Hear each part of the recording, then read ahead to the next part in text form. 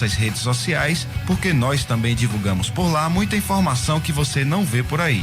A música tema deste programa foi composta pela banda Diablo Motor.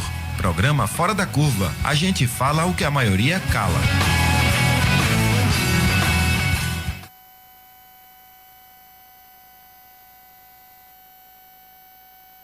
ZYI 775, Rádio Universitária Paulo Freire AM, 820 kHz, uma emissora da Universidade Federal de Pernambuco. A Rádio Paulo Freire inicia a emissão direto dos estúdios no campus da UFPE. Participe pelas redes sociais e diga de onde você ouve a rádio. Procure por Rádio Universitária Paulo Freire no Instagram, Twitter ou Facebook e interaja com a gente. De segunda a sexta ao meio-dia, a Rádio Paulo Freire transmite em caráter experimental. Toda segunda tem Descomplicadados, caderno de cinema e roda de conversa. Terça tem Cuscuz com Quê e Sessão Kids. Quarta, entrevista e seleção musical em clima junino. Quinta, Amplitude 88 e Codinome Resistência. E sexta, Ecoideia e Na Hora da Sesta. Em julho, estreia a programação com os projetos selecionados em nossa chamada pública.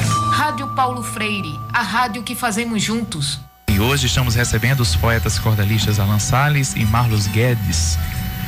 Muito bem, vocês são oriundos de outras cidades, né, que não são a nossa capital Recife. Como foi essa transição para cá? Vim do Crato para o Recife, a Veneza brasileira, terra que me deu cacife para viver de forma inteira. E tocando no meu pinho, aqui nunca estou sozinho, dedilhando a melodia, na cidade sem igual, meu Recife universal, desaguando em poesia. Rádio Paulo Freire, a rádio que fazemos juntos. A Rádio Paulo Freire apresenta Saúde é o Tema.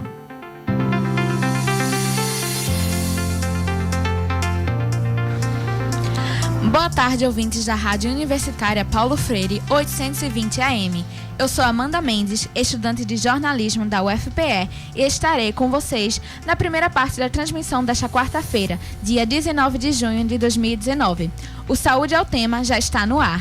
Eu sou Roberto Peixoto, também estudante de jornalismo da UFPE, e lembro que você pode nos acompanhar pela frequência 820 AM, como também pelo nosso streaming no Facebook. É só procurar por Rádio Universitária Paulo Freire para nos encontrar na web. Então, você já ouviu falar em mortalidade materna? Hoje, o Saúde é o Tema vem discutir esse assunto que é tão importante para a vida das mulheres brasileiras. É isso, Amanda. Mortalidade materna é o termo usado para a morte de mulheres durante a gravidez ou nos 42 dias seguintes ao final da gestação. As causas podem ser diversas, mas relacionadas ou agravadas pela gravidez ou seu tratamento, não de causas acidentais. Ao menos 830 mulheres morrem todos os dias ao redor do mundo por conta de complicações na gravidez. No Brasil de hoje, o índice de morte de maternas registradas ainda são 3 a 4 vezes maior do que em países desenvolvidos. No último dia 28 de maio, Dia Internacional da Luta pela Saúde da Mulher, o Ministério da Saúde estabeleceu a meta de diminuir os índices brasileiros de mortalidade materna para pelo menos 30 mortes em cada 100 mil partos até 2030. Os dados mais atuais mostram que só em 2016 o número de mulheres que morreram por causas relacionadas à gestação chegou a 1.463 casos. Por isso, para falar sobre esse assunto, a gente vai conversar com a enfermeira integrante do grupo Curumim e do Comitê Municipal de Prevenção e Estudo da Mortalidade Materna do Recife, Paula Viana. Seja bem-vinda, Paula. Obrigada por estar com a gente hoje. Bem-vinda, Paula. Obrigada, e para mim é uma honra estar aqui na Rádio Paulo Freire, né, e uma alegria muito grande de estar com vocês e participar e poder também passar algumas informações aí para os ouvintes e as ouvintes. A gente que agradece também. Então, Paula, já para começar, a gente já vai perguntando por que a mortalidade materna é um problema persistente no nosso século. Olha, a mortalidade materna, como vocês falaram, todas relacionadas, né, à gravidez, ao parto, aborto, pós-parto, pós-aborto, até 42 dias e até um ano também. Tem até 42 dias é aquele pós-parto imediato. E tem o pós-parto tardio, puerpério tardio, que é até um ano. Para que se possa identificar. Porque a morte materna, ela quer dizer muito. Ela significa muito. Ela significa que aquela mulher, ela não tem condições de vida, de qualidade de vida, né? Ela também nos diz que a qualidade da assistência que foi ofertada a ela também tem deficiências e tem problemas. Então, um indicador de saúde pública. Então. É um indicador de saúde pública importante, porque ele reflete isso. Ele reflete, primeiro, que há uma desigualdade, né, social grande, porque ele atinge muito mais as mulheres empobrecidas, né, as mulheres que não têm renda própria, as mulheres que não têm escolaridade, né? A maioria das mulheres que morrem tem 3, 4 anos de estudo. Então, assim, claro que a mortalidade também ocorre nas camadas, né, sociais, né, mais ricas, com recursos, mas a grande maioria vai cair sobre as mulheres pobres e aí as mulheres negras em maior número. E como é que é medida essa mortalidade? É um índice, né? É um índice. Só para finalizar assim, a pergunta dela, que houve... as questões, por exemplo, de saneamento, elas vão impactar diretamente na mortalidade materna. As questões de transporte vão impactar na mortalidade materna. Então, por isso que é um indicador importante. Ela reúne... Não conseguir chegar a tempo a um hospital, por exemplo. Ou quando chegar no hospital, não ter o atendimento rápido o suficiente ou de qualidade para garantir que esse parto vai ser seguro. Tudo isso influencia, né? Tudo isso influencia e o modo de vida dela, né? A gente tem mortes de causas inimagináveis para esse século. Esse ano, eu acho, morreu uma jovem com uma crise de verme. Ela morreu grávida de verminose, né? Outra, o ano passado, morreu de toxoplasmose, né? Causas ou de chikungunya, né? No auge da epidemia. O comitê, desculpa, eu não me apresentei direito. Eu sou do grupo Curumim, que é uma organização feminista daqui de Recife, e a gente trabalha já há 30 anos. O Curumim vai fazer agora em agosto. E trabalhamos muito focado na saúde reprodutiva, saúde sexual. E aí a saúde materna entra junto, né? Claro. E a gente participa dos comitês de estudo e prevenção da morte materna. Os comitês são multi-institucionais, assim, tem universidade, a Universidade Federal está lá representada pela PPG, PPG da Saúde Coletiva, né? Fica no Hospital das Clínicas, quarto andar.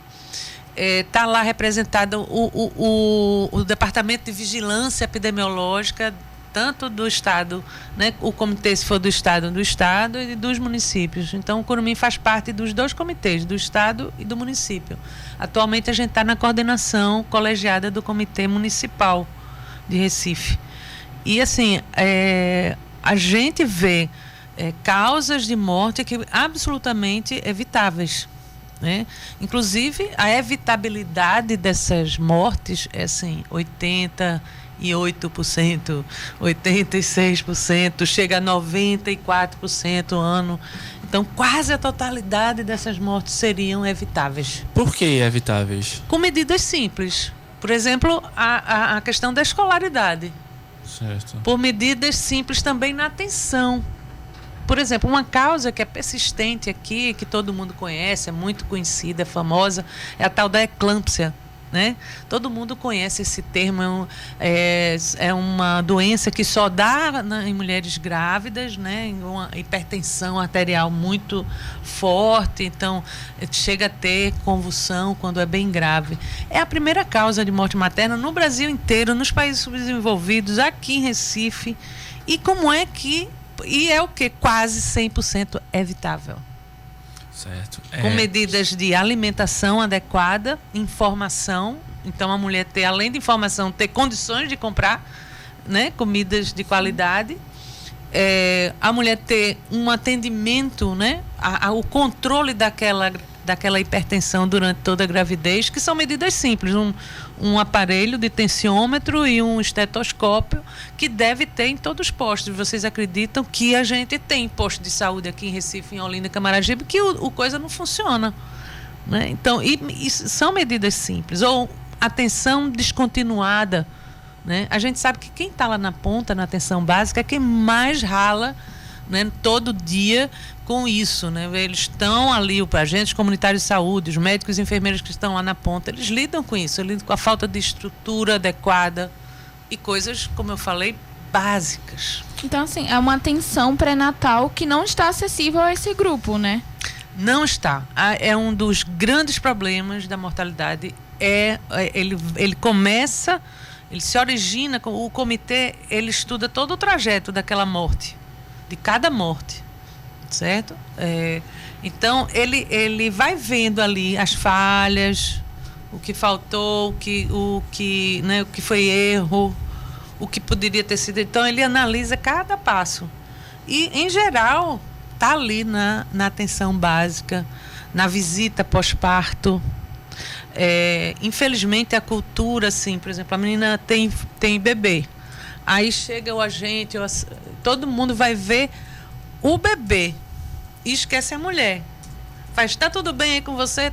Tô bem. Às vezes ela não quer nem responder, que tá com uma dorzinha, que teve febre ontem, que tá indisposta, tá enjoada. Até porque às vezes acha isso só normal da gestação, né? Tipo, às vezes dá um enjoozinho, às vezes você fica se sentindo meio mal. Exatamente. E aí fica aquilo e, é normal. Né? Aí tá mamando, tá mamando, então tá tudo ótimo, né? Aí sai, e tem aumentado, se a gente for olhar numa série histórica, tem aumentado aquela morte que é no puerpério precoce, no momento que ela devia estar super atenção em cima dela. Explica para o ouvinte o que é esse termo que a senhora acabou de falar. Pós-parto, desculpa. O puerpério é um termo da saúde que quer dizer o pós-parto, o resguardo, né? Aquele período de resguardo que é no pós-parto ou no pós-aborto, também que deve ser respeitado. Tá certo. Daí a gente está falando aqui da necessidade dessas políticas públicas de articulação coletiva. Tanto é que no início do programa nós falamos que o Ministério da Saúde divulgou em evento na Organização Pan-Americana de Saúde a meta de reduzir a mortalidade materna para 30 em cada 100 mil nascidos vivos até 2030. Esse foi um compromisso internacional assumido pelo país. Paula, como é que você interpreta essa atitude? Porque, veja, o Brasil não tinha conseguido atingir a meta de desenvolvimento do milênio, né? Nós acompanhamos esse processo. A mortalidade materna ela é medida assim: a cada 100 mil bebês que nascem vivos, certo? Quantas mortes tem de mulheres? É assim que a gente vê. Então, às vezes é 1.000 e pouco. Quanto você falou? 1.400 e poucas mulheres que morreram. Então, isso aí, talvez, depende do número de nascidos, vai dar uma razão de mortalidade em torno de 50 e poucos %. Reduzir a mortalidade materna para 30 em cada 100 mil nascidos vivos. Pois é. Hoje está em 56, eu acho. E no Brasil, 72. Pernambuco, 72. Então, veja, são mudanças, é uma diminuição muito grande. E nós não estamos vendo esse investimento na saúde pública, na atenção básica, que vá refletir nesses números, entendeu? Precisa ralar muito. Como eu falei, a gente tem mortes por causas por verminose. a gente tem morte por conta de uma arbovirose, que é o caso do Zika, de dengue. Dengue hemorrágica numa gravidez é gravíssimo. Né? Inclusive tem um site, tem um dado do site da OPAS, a Organização Pan-Americana de Saúde, que aponta que as principais complicações, que representam quase 75% de todas as mortes maternas, são hipertensão, que é algo muito simples, hemorragias graves, infecções, complicações no parto e os abortos inseguros. Então, o Brasil assumiu esse compromisso de diminuir a mortalidade materna e a gente vê que é muito difícil. Então, o que é que está faltando ainda para tornar a gravidez das mulheres mais seguras para elas? Tem um dado bem interessante em relação ao direito reprodutivo, que é o querer ou não ser mãe, né? Então, tem uma pesquisa que foi feita a nível nacional, que é o Nascer no Brasil, e ela traz que mais de 50% das mulheres que foram entrevistadas, se não me engano foi 52% das mulheres que foram entrevistadas, não queriam estar grávidas. Certo? Não queriam estar grávidas. Na faixa de até 19 anos, foi para 62% daquelas meninas, daquelas jovens, elas não queriam estar grávidas, elas queriam transar, elas queriam namorar, mas elas não queriam ficar grávidas. Né? Então, isso é uma das medidas, tentar, aqui no Brasil, que a gente tenha um planejamento reprodutivo para homens, mulheres, pessoas com útero, trans, bi, ter um planejamento ou um cuidado com a vida sexual e cuidado com a vida reprodutiva responsável. Isso vai ter que passar tirar o tabu disso, né? Isso vai ter que passar por educação sexual nas escolas, entendeu? É na escola, sim, que deve ser tratado isso. Na escola e na família. Claro, tem que ser compartilhado isso, né? Mas a escola não pode se omitir de dar informações importantes, porque a nossa vida sexual só depende da gente mesmo, entendeu? É a gente que decide sempre, né? Não é religião, não é lei, nada nos define. Nada, desculpe o plágio, mas foi... Então, a sexualidade é muito complexa, né? E a reprodução, claro, ela não vem junto, não deveria vir junto, mas para pessoas que não têm informação, que não têm condições, que não têm abertura em casa, então tem que ter algumas medidas. Então, educação sexual, métodos seguros, informação, né? Tem pesquisas, por exemplo, que dizem que a influência que o profissional tem na escolha do seu método. Então, o médico faz assim, não, minha esposa se deu bem com pílula. Ele tem a experiência dele. Aí ele faz, olha, é bom você usar a pílula.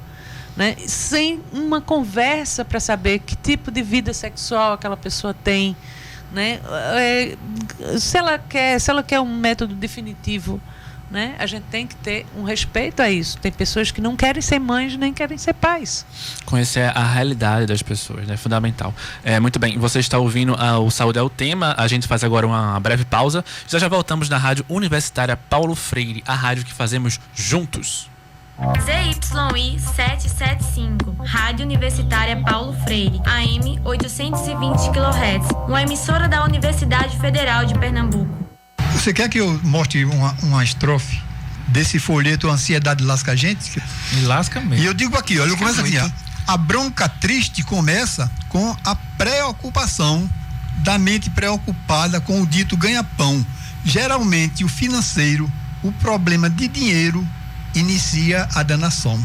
O gasta mais do que pode, o querer tudo agora, o gostar de um fiado, o emprestado na hora, o salário fica pouco, é um negócio de louco, o dinheiro vai embora. Rádio Paulo Freire, a rádio que fazemos juntos. A gente vai conversar agora com a professora Eliette Santiago, que é professora do Centro de Educação da UFPE. Professora Eliette, desde a campanha eleitoral, o então candidato Bolsonaro promete, usando as palavras dele, varrer, entre aspas, Paulo Freire da educação. A senhora acredita que isso é possível? Olha, eu acho que isso pode reduzir o vigor.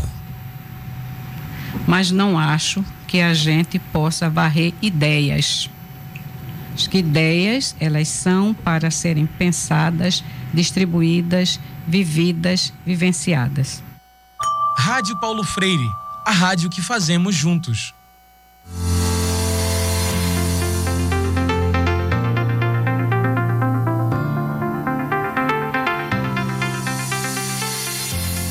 Estamos de volta com mais uma edição do programa Saúde é o Tema na Rádio Universitária Paulo Freire. Hoje estamos falando sobre mortalidade materna. Conosco está a enfermeira integrante do Grupo Curumim e do Comitê Municipal de Prevenção e Estudo da Mortalidade Materna do Recife, Paula Viana. No Recife, a mortalidade materna entre mulheres negras representou 95% do total de mortes maternas no ano de 2018. Em 2017, o índice era de 62,5%. Esses são dados preliminares que obtemos do Comitê de Prevenção e Estudos da Mortalidade Materna do município de Recife. Paula, o que esse surpreendente aumento representa? Representa o empobrecimento das mulheres negras, né? Representa, como eu falei no início do programa, a mortalidade materna é um indicador, é um determinante, né, daquela situação de vida daquelas mulheres. Então, há aí um empobrecimento da população, há aí um indicativo de que aquela rede de assistência àquelas mulheres tem falhas importantes e crônicas, certo? Porque sempre tem, 10 anos que o comitê investiga e sempre as mulheres negras estão na maioria das mortes, né? Dentro dos óbitos. Em 2018 a gente não sabe explicar isso, mas uma das coisas que diretamente ligada é o empobrecimento, né? A falta do acesso e a falta da qualidade. Muitas mulheres não têm dinheiro para pegar o ônibus para ir para fazer o pré-natal, né? Muitas mulheres, muitos postos de saúde não fazem aqueles horários para a mulher trabalhadora. Horários flexíveis, né? Então, assim, que possa ser no sábado pela manhã, Ou seja, pode por ser exemplo, de 6 às 8.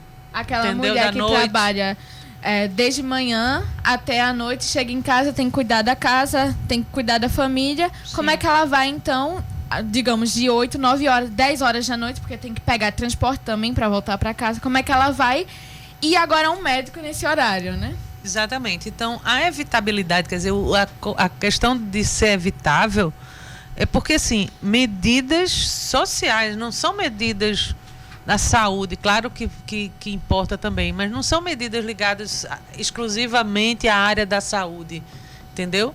As grandes medidas, elas vão sobrecair nisso, na desigualdade de gênero, na desigualdade de classe, na desigualdade de cor e raça. E esse é um problema não só aqui do Recife, né? Essa conjectura é um problema nacional, porque a morte de mulheres negras na maternidade é 3 vezes maior quando comparada com mulheres não negras no nosso país. Paula, como é que essa questão da racial influencia a saúde pública no Brasil? É isso, né? Culturalmente, a população negra foi sendo empurrada, né? Historicamente falando. E aí a gente vai para as teorias que eu estou aprendendo muito com as companheiras da Rede Mulheres Negras, as pesquisadoras negras do nosso estado e de fora dele, a questão da colonialidade, né? Do Brasil colônia, isso que a gente vem arrastando. As mulheres negras, elas terminam sendo as mulheres que estão nas periferias, com baixo acesso à escolaridade, né, com baixo acesso à informação de qualidade, né, e hoje em dia que a gente está tudo WhatsApp e redes sociais, não sei o que, isso não quer dizer que a gente tenha informação de qualidade. Pode ajudar muito, ajuda muito, lógico, mas nem sempre tem essa informação de qualidade. Às vezes, inclusive, tem informação errada, né? Exatamente, confunde tudo.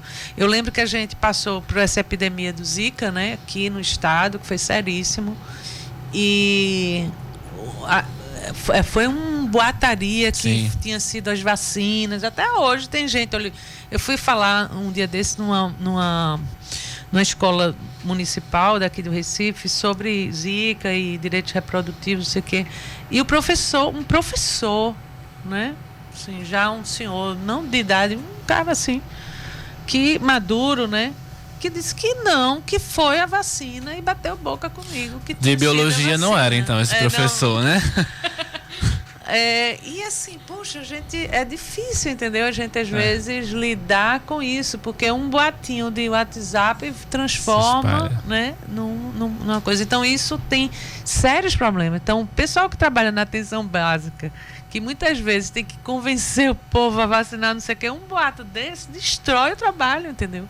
E aí outras doenças podem voltar, porque as pessoas não se aproximam. Rubéola, sarampo, né? E outras. E para uma mulher grávida, isso é seríssimo, porque ela já está numa situação aí fragilizada, né? Porque uma mulher grávida, o sistema imunológico é mais frágil, é mais fácil pegar uma doença simples e se agravar de forma séria. Sim, exatamente. E essas causas de morte materna indireta, né, que você está falando aí, que é a morte que quando uma mulher já tem uma doença ou, né, não é uma morte materna que seja diretamente ligada à gravidez, mas de uma doença que se agravou por conta da gravidez, ou uma doença que existia, né, e que se agravou por conta da gravidez. Isso também tem sido uma preocupação constante, porque as mulheres não estão recebendo informação sobre risco. Daí a importância de políticas públicas, da importância da promoção de eventos, debates, palestras. O que a senhora acha o que tem sido feito de políticas públicas para evitar essa mortalidade materna? Olha, eu tenho me deparado muito com a falta, essa questão da informação. Sabe, eu acho que tem uma responsabilidade grande das secretarias de saúde, dos governos estaduais, dos municipais, com a disseminação de informações de qualidade e de serviço, de regulação do serviço, das pessoas procurarem os lugares certos, né, na rede de saúde. Voltando um pouco à epidemia do Zika, porque foi muito marcante, né, para a gente que trabalha com saúde pública, né, a gente trabalha com saúde feminista, trabalha com saúde reprodutiva, mas a gente tem incidido na saúde pública e a falta de informação foi uma coisa gritante, como eu falei. O Curumim, eu até posso falar o número do telefone, é uma linha direta que a gente abriu, chamada Vera, informações de verdade sobre direitos reprodutivos. E é um número que a gente atende, a maioria por WhatsApp, mais algumas ligações. E é através dele que a gente tem dado informações de qualidade. É o 985-80-7506. 985-80-7506. Esse é uma forma, né? A questão da informação, né? Então, Paula, a gente já falou, por exemplo, da questão a gente já falou das doenças que podem ser preveníveis, já falou de muita coisa que causa essa mortalidade materna. Então, eu queria saber, a violência obstétrica também pode causar a morte materna? Pode sim, pode, porque a violência, dentro do conceito violência, a tipificação desse conceito, né, ela inclui negligência, né, ela inclui o abandono dentro da instituição.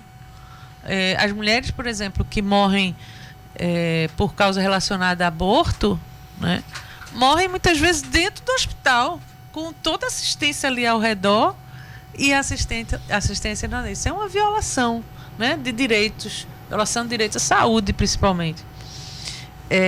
Mas é interessante essa coisa do acidente não ser causa de morte materna, né?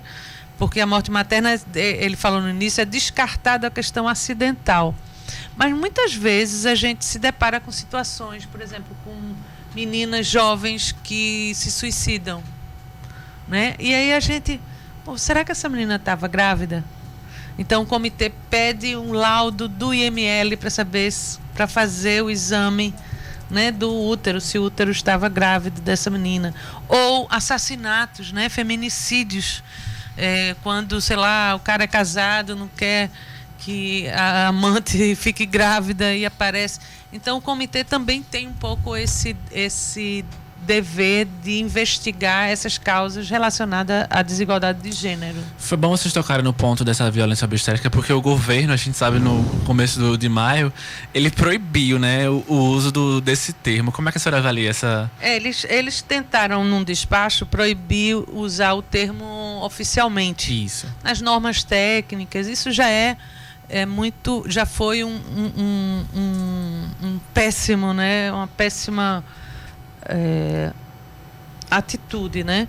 Agora, recentemente, 10 de junho, eles responderam ao Ministério Público Federal, que deu em cima, né? A Procuradora-Geral questionou isso do Ministério da Saúde, e eles responderam pior ainda. Disse, não, a gente vai continuar sem usar, se vocês quiserem usar, usem. Né? É ridículo, isso não vai deixar de existir o problema. A violência obstétrica, esse conceito já está na academia, já é um conceito que é utilizado, por exemplo, com a Defensoria Pública Federal de São Paulo, é usado aqui no Ministério Público do Estado, é usado na Defensoria Pública do Rio de Janeiro. São termos que visam coibir mesmo. E aqui no Estado a gente tem uma lei, que é a lei, me esqueci o nome, me desculpem o número, mas é a lei da violência obstétrica, que foi a Tereza Leitão, e foi sancionada no final do ano, uma lei que dá proteção às mulheres, né, e faz com que as instituições elas tomem a responsabilidade para si, né, e consigam supervisionar e manter aqueles... Muitas vezes o profissional não tem informação. O profissional de saúde, ele sempre precisa estudar. Sim. Ele precisa rever suas práticas. Com base em evidência científica. Muitas vezes tem profissionais que são das mais antigas, 20 anos de formado, 25 anos de formado, se acha ofendido. Muitas vezes as mulheres chegam empoderadas, eu não quero isso, eu não quero que... Ou eu quero que meu marido entre comigo, eu quero que minha companheira entre comigo. E eles se sentem ofendidos pessoalmente, né? E respondem isso de péssima... É uma prática. A formação profissional, como eu falei, eu sou enfermeira, eu sou formada há 35 anos, e quando eu me formei, foi assim, foi ouvindo dizer, foi bom para fazer, agora fique calada, né? Se ajeita, fecha a perna, abre a perna, pega a perna de todo jeito. Até violência física mesmo. Né? A coisa da importunação corporal das mulheres, né? De pegar, de arrastar, então, ou assim, de deixar nua, né?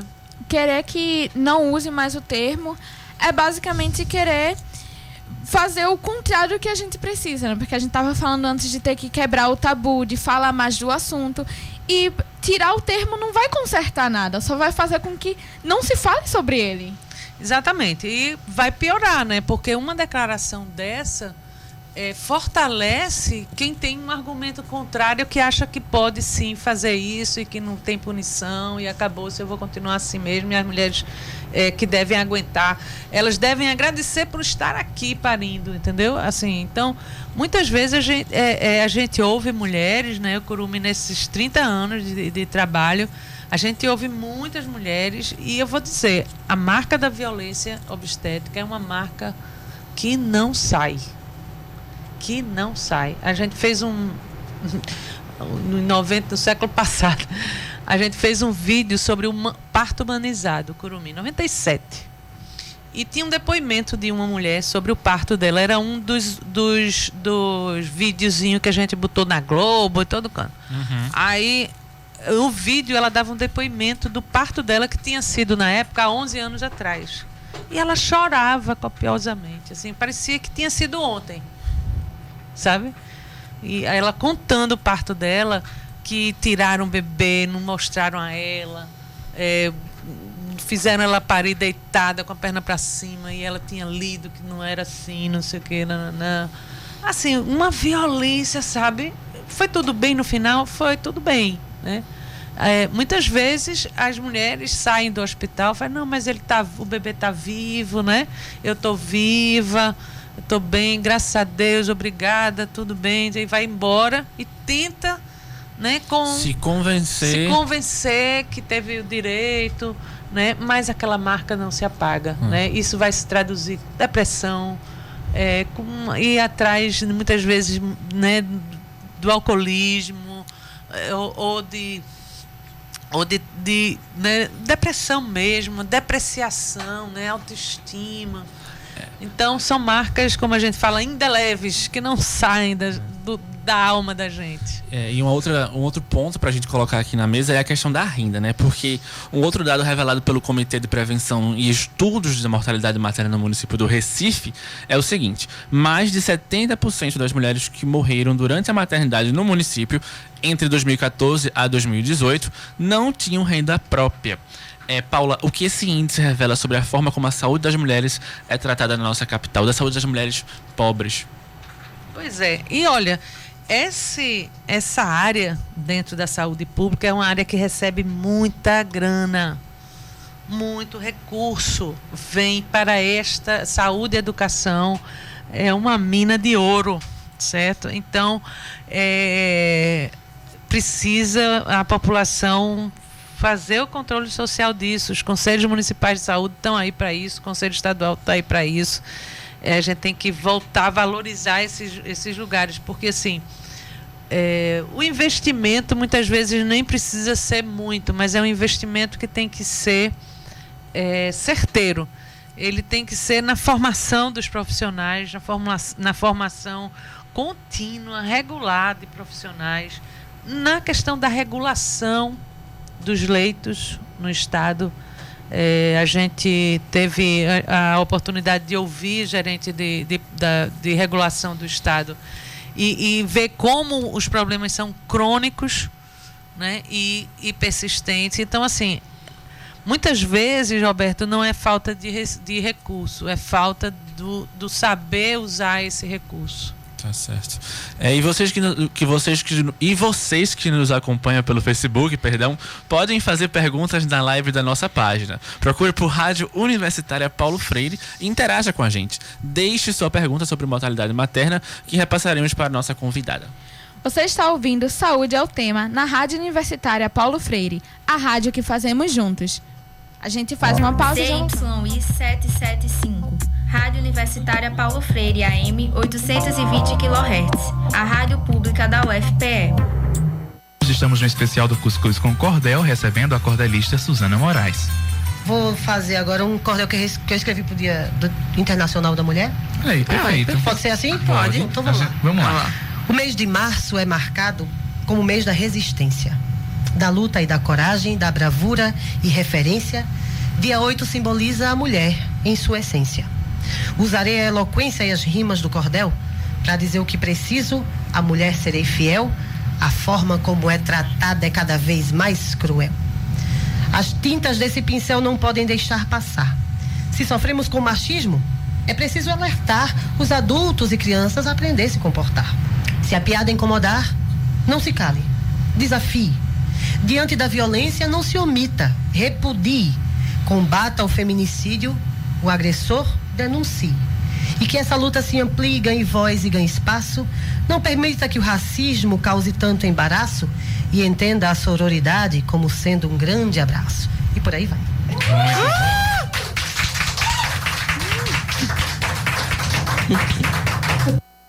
Rádio Paulo Freire, a rádio que fazemos juntos.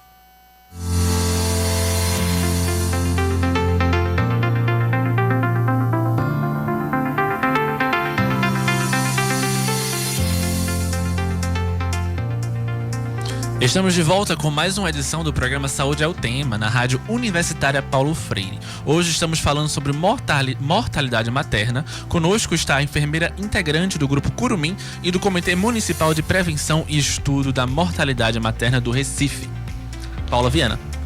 Bem, Mais de 40% das mortes maternas e neonatais no Recife entre 2014 e 2018 foram de mulheres que se submeteram à cirurgia cesariana. Paula, como você enxerga isso? Olha, eu vou falar dando novamente um caso, né?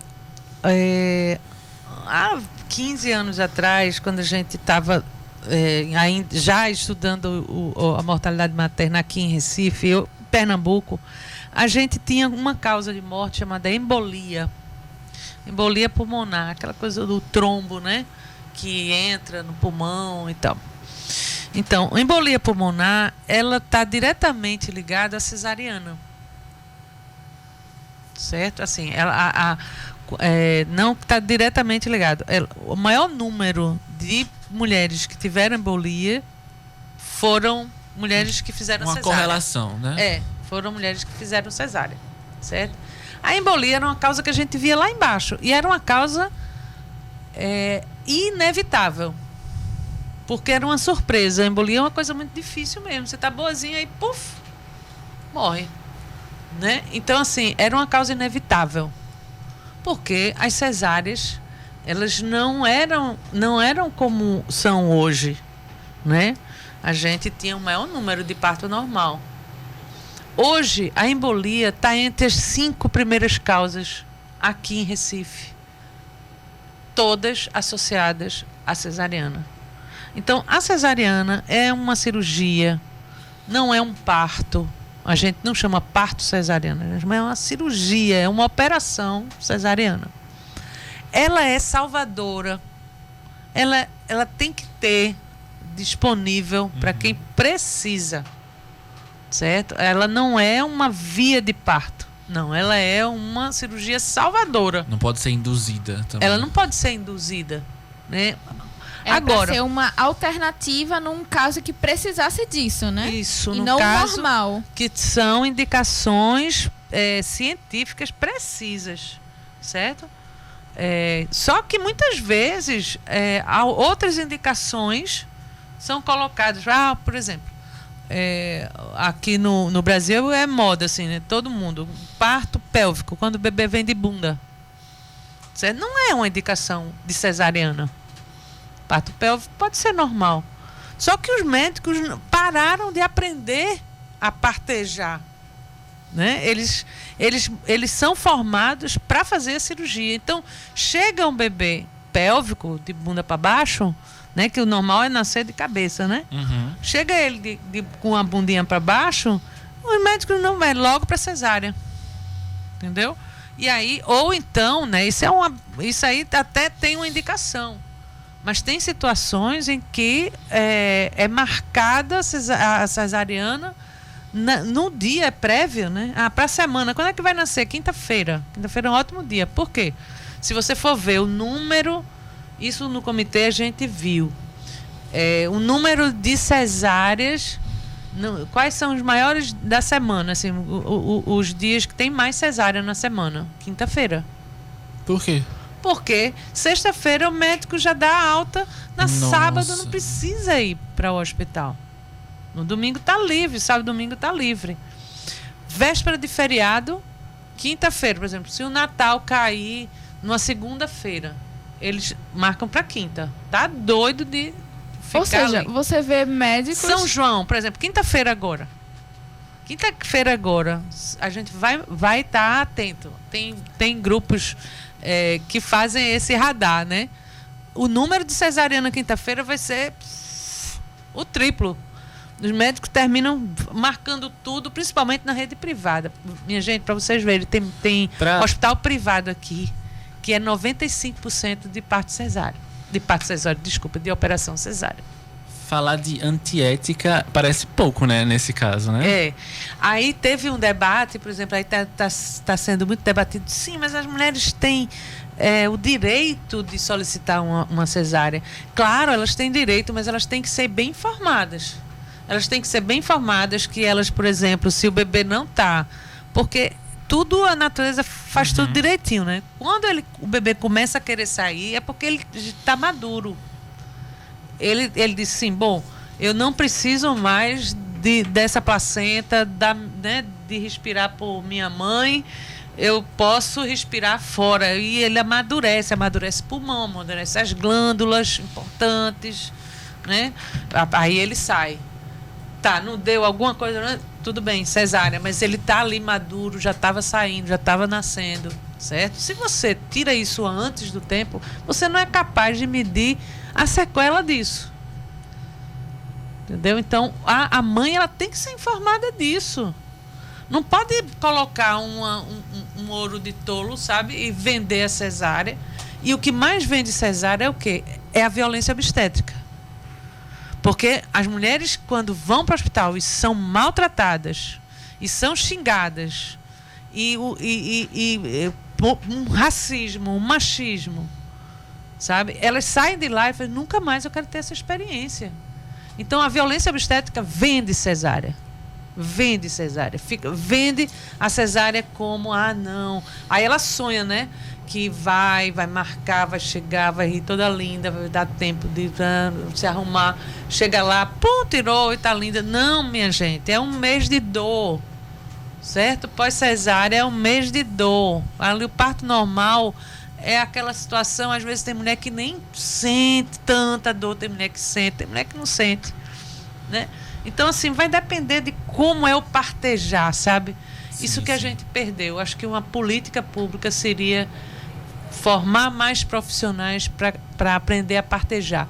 Médicos e enfermeiras.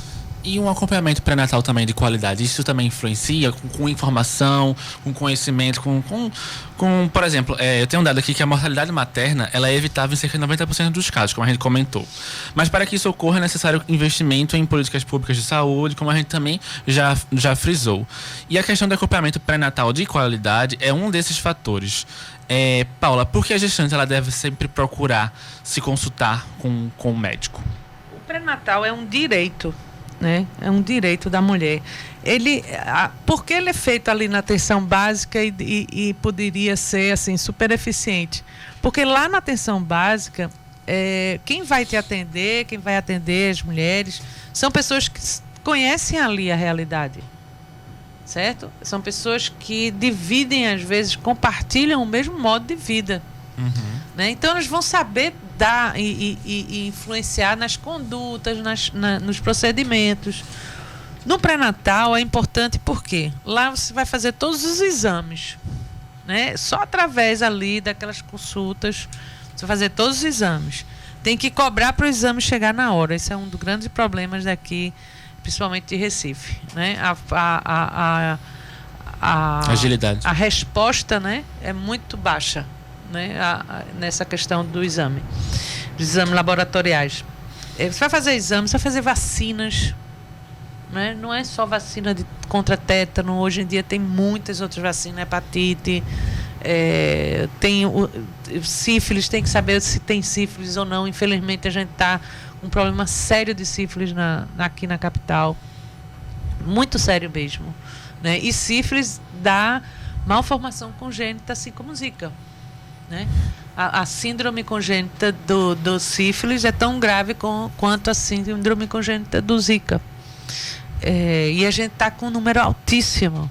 Né? Vai ver, entra numa maternidade dessa, você vê bebês que nasceram e não podem sair do hospital porque está fazendo um antibiótico. Então são 10 dias de internação totalmente desnecessária que podia lá na atenção básica, né, ter feito o teste, ter recebido. Então a atenção básica ela é fundamental. O pré-natal é fundamental para tudo. E existe um número mínimo de vezes que a gestante deve procurar esse atendimento pré-natal? O Ministério da Saúde ele diz que 6 consultas é o ideal, certo? Mas é o seguinte, 6 consultas, se você pensar que é uma por mês, geralmente as mulheres também chegam muito tarde, né? Isso está muito relacionado àquela coisa de assumir a gravidez ou não assumir, se quer ou não quer. Geralmente as mulheres começam o pré-natal com 3 meses. Isso não é bom. Não adianta fazer as 6 nos últimos meses, né? Aí faz uma por mês. Só que no último mês, ela é vista toda semana. Então vai aí para 8, 10, depende depende quantos heróis. Assim, o mínimo melhor de tudo seria 6. O Ministério diz, entre 4 e 6 está até bom. Mas o melhor mesmo é 6 e mais o resto do acompanhamento semanal ou quando necessário. Uhum. Por exemplo, uma mulher que tem pressão alta, ela precisa ter entrada livre ali naquele posto, né? Ela precisa ter essa... Então, a atenção básica e o pré-natal ali é importante porque cria esse vínculo entre a mulher, a família e os profissionais, né? Aí isso é muito importante na qualidade da atenção também. Então, Paula, em todo esse contexto que a gente já falou da questão da saúde pública, como é que você compreende as perspectivas para esses debates em torno da mortalidade materna no Brasil? Como eu já toquei aqui, nós temos que voltar a fazer o controle social dessas políticas públicas, sabe? Tá mais presente, a população tem que entender como política, aquela política que é de construção das relações cotidianas. E saúde, educação são campos que estão na nossa vida cotidiana. Então a gente precisa retomar, acompanhar os investimentos que quem a gente elegeu, quem a gente foi lá e votou, está fazendo para a gente mesmo. Então, eu acho que é um grande momento para a gente estar aí de olho, né?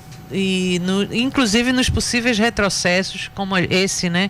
Do Ministério da Saúde dizer que não vai usar o termo violência obstétrica, né? O uso do partograma no parto não ser obrigatório para os médicos. O partograma é um dispositivo como um gráfico que precisa ter, né, uma recomendação da Organização Mundial de Saúde.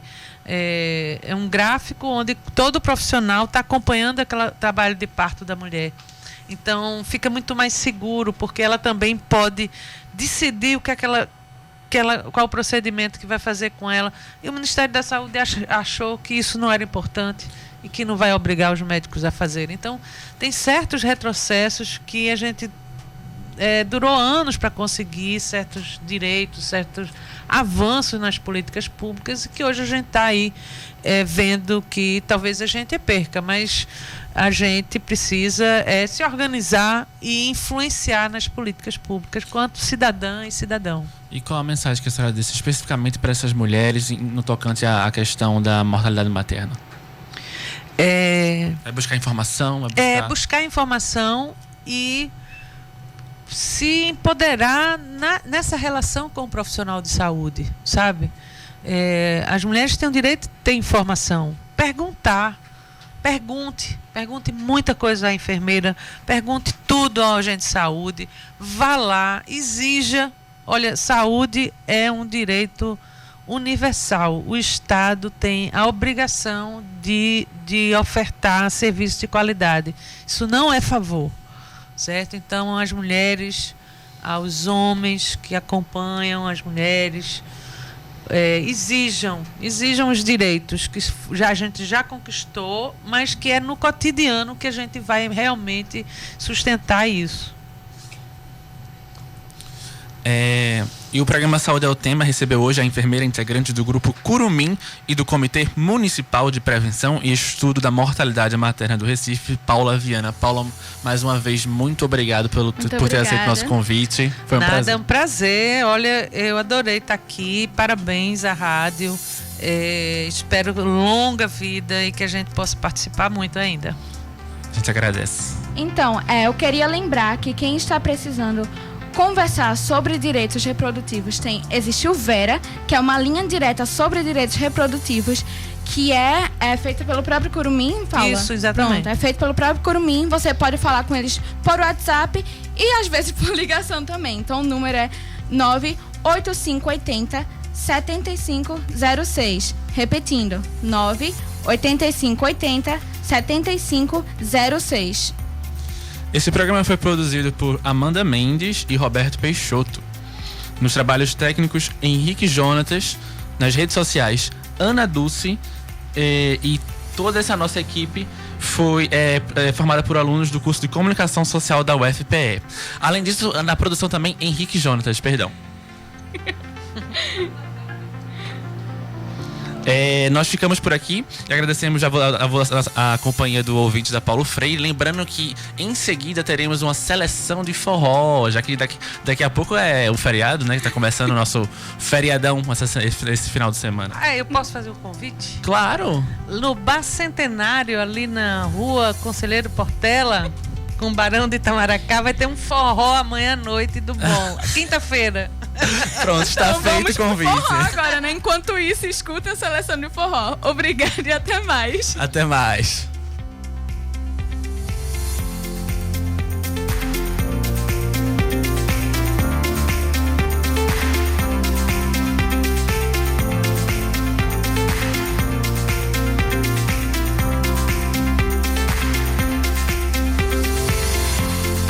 ZYI 775.